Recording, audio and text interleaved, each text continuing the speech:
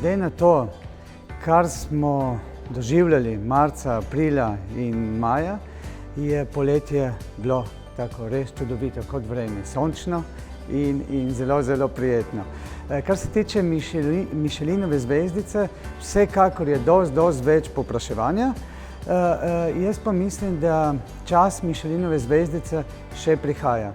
Z odprtjem meja, ko se bodo sprostili letalski prevozi, mislim, da njen čas še prihaja. Smo pa zelo veseli in počaščeni, da je Michelin prišel v Slovenijo. Slovenija si Michelin zasluži.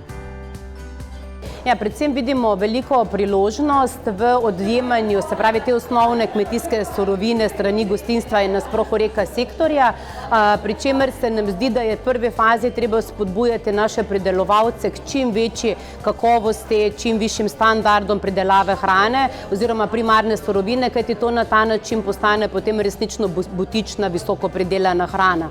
V Sloveniji ob odličnih gostinskih in pa gastronomskih mojstrih in pa seveda tudi naših gostinskih objektih, obratih se seveda ni bati za to, da potem te surovine ne bi znali odlično uporabiti in jo kot takšno tudi promovirati kot izjemno doživetje. Mi seveda to spodbujamo tudi skozi različne ukrepe, za kar obstajajo tudi finančne spodbude. V letošnjem letu jih je še kar nekaj na voljo, zato vabim vse, ki imajo voljo po povezovanju kmetijstva in turizma, da si ogledajo naše razpise in seveda sredstva tudi koristijo.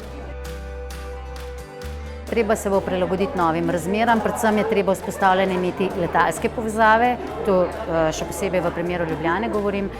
Potrebno se bo prilagajati, da se dogodki izvajajo seveda z novimi zdravstvenimi standardi, vendar načeloma na enakih osnovah, samo s še več trajnostnega pristopa in z novimi ukrepi.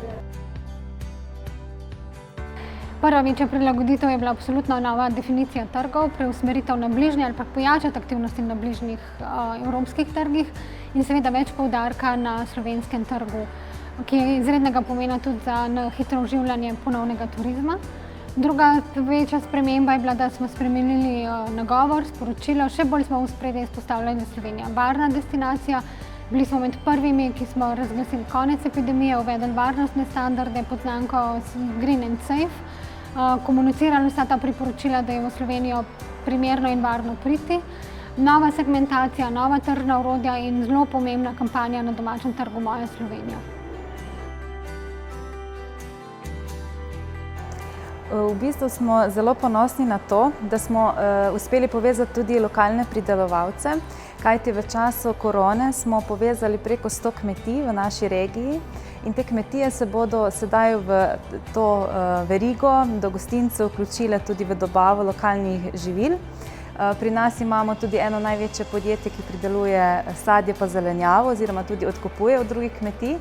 In tudi to podjetje smo nekako zainteresirali, da se bo vključilo v to dobavno verigo, tako da bomo to zadevo pokrili in potem ni razloga, da se ne bi razvijali v gastronomsko destinacijo.